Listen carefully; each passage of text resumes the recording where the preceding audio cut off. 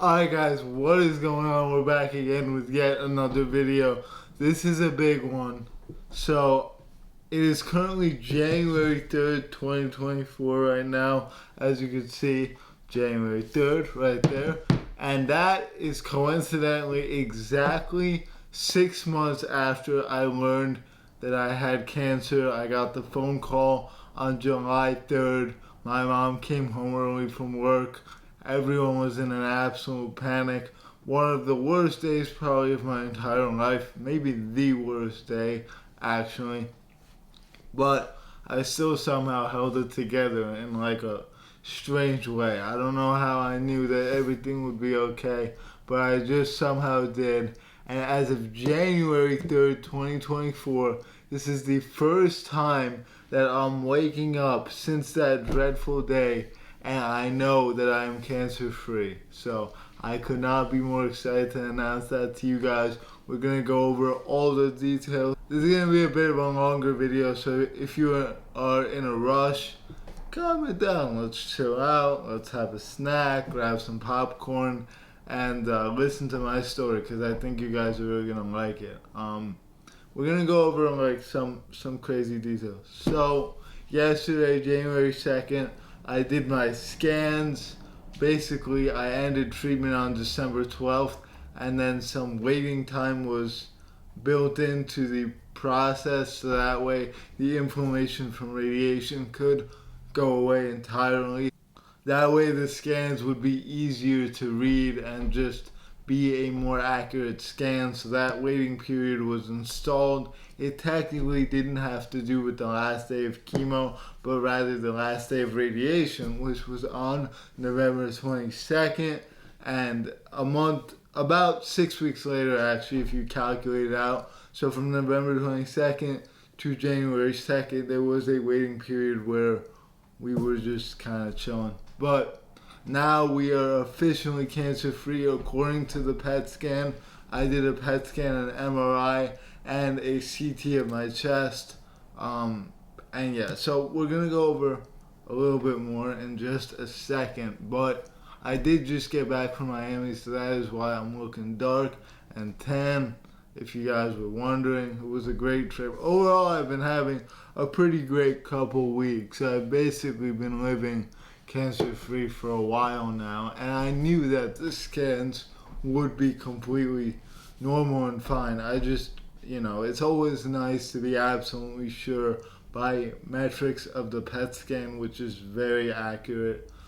So for those of you guys who are new here, which I'm assuming some of you probably are, I got diagnosed with embryonal rhabdomyosarcoma in the orbit of my left eye in July. I started noticing some changes in May/June to my eye and to my vision, specifically after coming back from an overseas trip in Israel. And we started to get more and more worried as we went to multiple doctors. None of them were able to tell us what the issue is.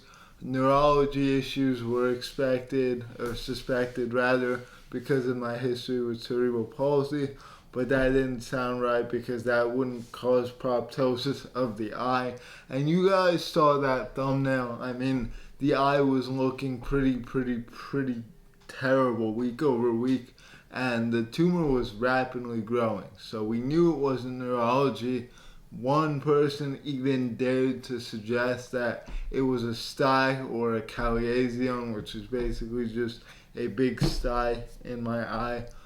So that was absolutely crazy. But that same guy eventually ended up sending us to NYU Hospital, where we got the biopsy done. First we did some scans, discovered that there was a mass back there in my orbit, and then we did the biopsy. They took a piece of the tumor out. We thought that they would just take the whole tumor out. We had no idea how bad it was going to be. But after it was diagnosed as cancer, everyone was obviously in a panic, but we acted quickly and we were able to make pretty quick work of this entire situation. We first started noticing problems around mid-June. It is now the very beginning of January, and my eye has been looking normal for about 4 months already. It really only looked the way it did for a couple of weeks. By the mid-August, after we did a couple of chemos, the eye was basically all the way back into its socket. But as of the PET scan on September 24th, which was the midway scan, there was one in the beginning on July 13th, one in the middle of September 24th, and the final one yesterday on January 2nd. As of that midway scan, there was still a 1 centimeter large mass that was invisible to the naked eye, but apparently still popped hot on the PET scan. So we still had to continue with treatment, which was going to happen either way. There was 10 more weeks of chemo, no matter if it popped hot or not. Even if it was a full response, you still have to complete the chemo. But the variable that did change was the 20 versus 28 days of proton radiation therapy.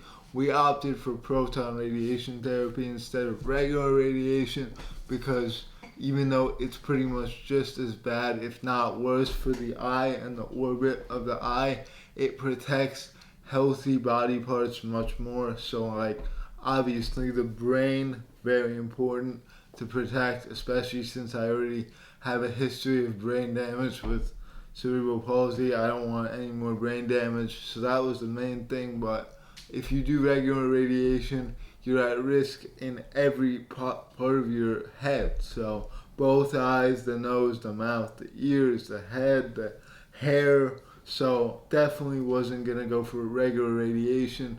But the proton radiation dose that I did get was pretty high because it was the full amount, 28 days. That's the maximum that you can do for embryonal rhabdomyosarcoma.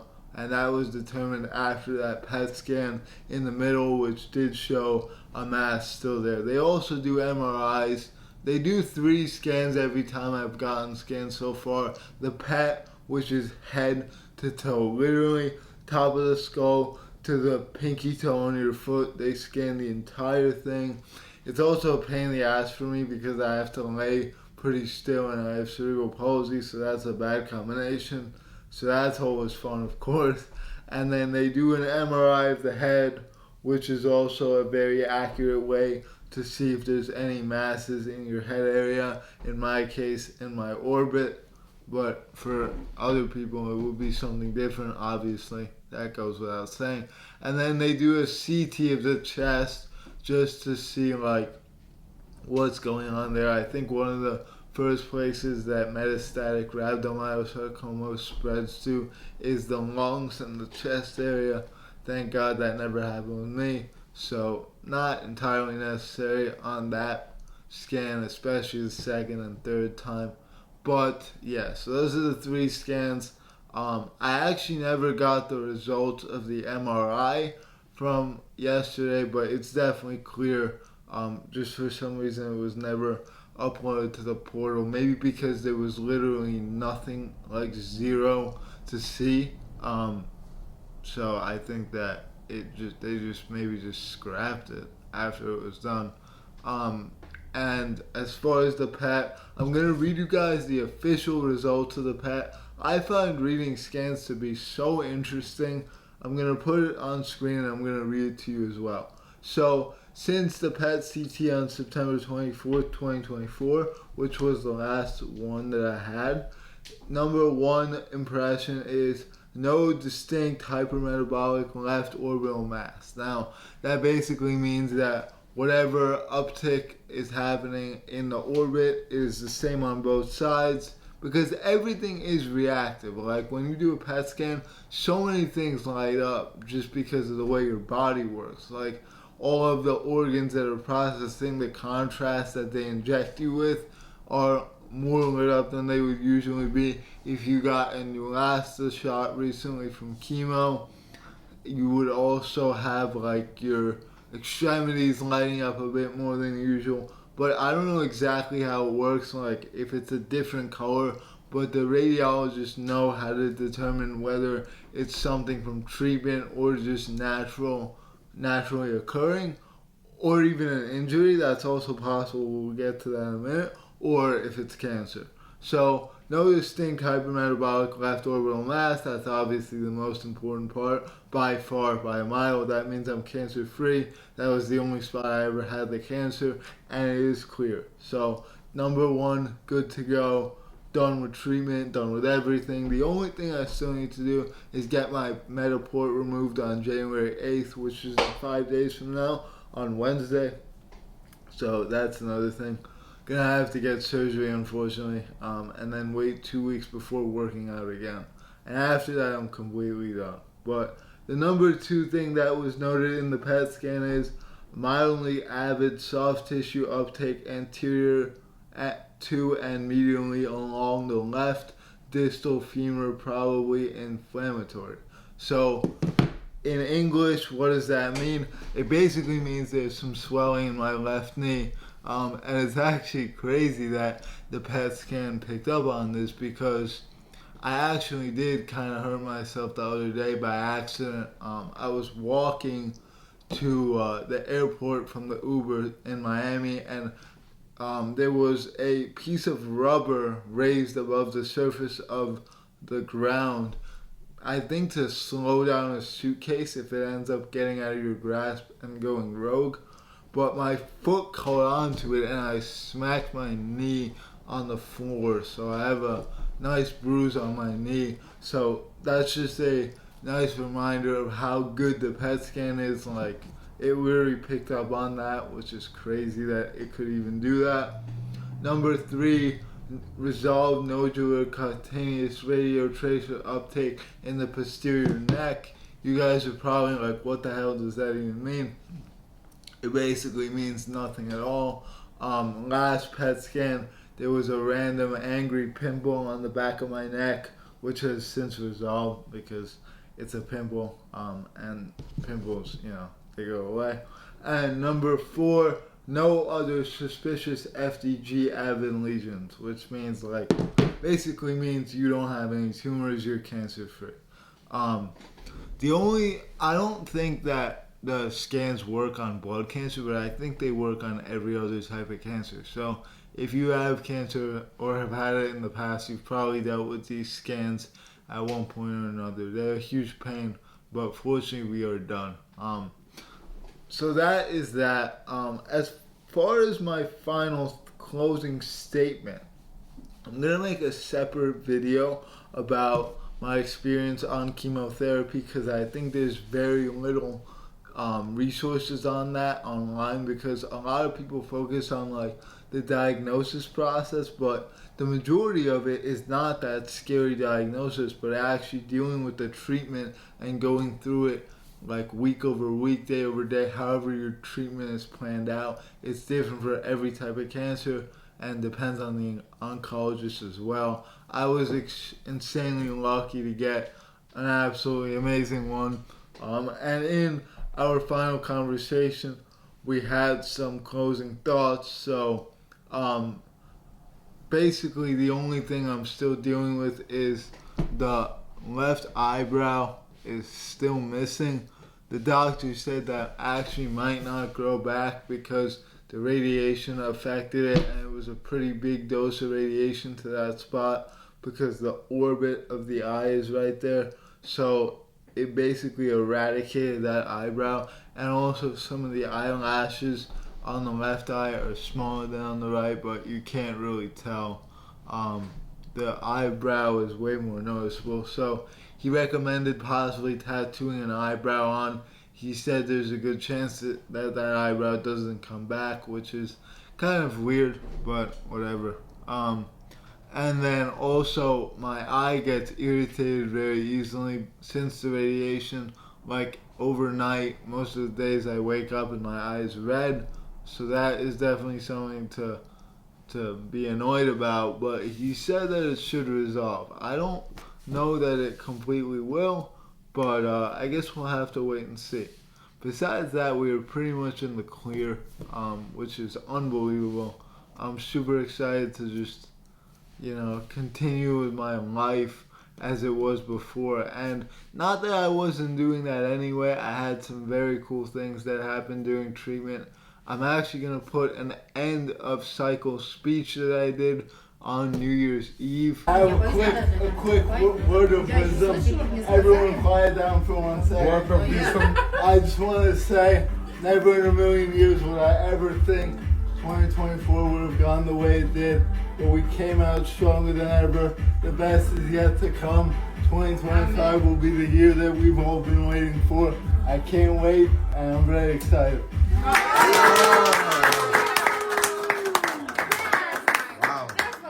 That was like a closing statement on 2024, which was probably the hardest year of my life. Also one of the most crazy, and just I experienced so much. I went to Orlando, rode roller coasters, I gave speeches, I got so much more attention on YouTube.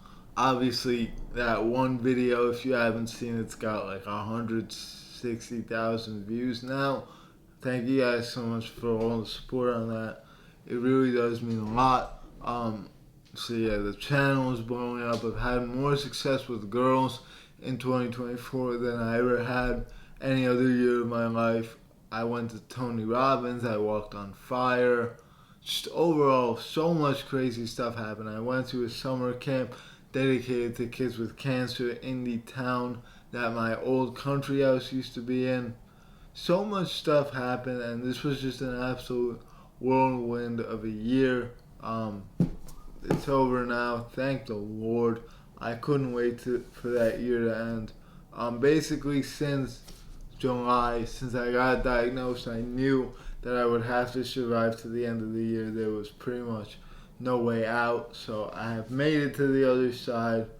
I'll probably never look at life the same way again, because I mean, whatever problems I may have on a day-to-day basis, it's never gonna be that. And it's just a crazy thought to have that I can now put on my resume that I actually went through and beat juvenile cancer, pediatric cancer.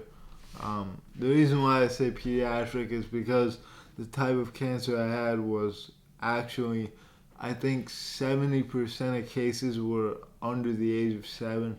Something crazy like that. And the way my eye presented, from what my doctor has said, is the worst one that he saw in that entire year of 2024. Even being a sarcoma specialist, he only saw 3 cases of orbital rhabdomyosarcoma, which is what I had, the location being in the orbit. It's probably the most obvious one because there's no space in your orbit, so any sort of protrusion is definitely a bad sign. And he saw 2 other cases. The first one was a 3-year-old kid, I believe. Second one was me, and the third one was a 12-year-old girl that he just saw recently. So she's now going to undergo the same treatment that I had. Luckily, it's one of the least intensive chemos out of anything I've ever seen. It might be the least, honestly. Thank God that sarcoma tumors in the orbit are very responsive to chemo, so chemo works well. Radiation, the problem is that the orbit is not a great spot for radiation in terms of side effects, just because, you know, your eye is important, and shooting radiation beams directly into it is not the best. But there's really no good spot for radiation unless you have like something super random. I know that there was a similar case to mine, but he didn't have cancer in his orbit. He had it in his testicle, and they were able to scrap some of the chemo and do surgery instead of radiation, which if you have a good surgeon, you'll be able to walk away scot-free from that surgery, pretty much, instead of harming your structural integrity of your whatever body part you're shooting the radiation at. But then again, I've seen a case where the actual surgery itself was more damaging than anything that I had to deal with. So it really just depends on the spot. I've spoke to so many people who had cancer after I ended up having it, and I've learned a lot this past year. So with all that being said, I'm going to end it off here. Stay tuned for more content. Hopefully you enjoyed it. And hopefully this finds you well. Hope you had a happy new year. Stay tuned for that chemotherapy video. It should be coming up soon. I really want to give people like an honest experience on what happened because, you know, I feel like there's not a lot out there, like I said. And also, I would want to know for myself what was bound to happen. So yeah, thanks for watching. Take care, and I'll see you all soon. Peace.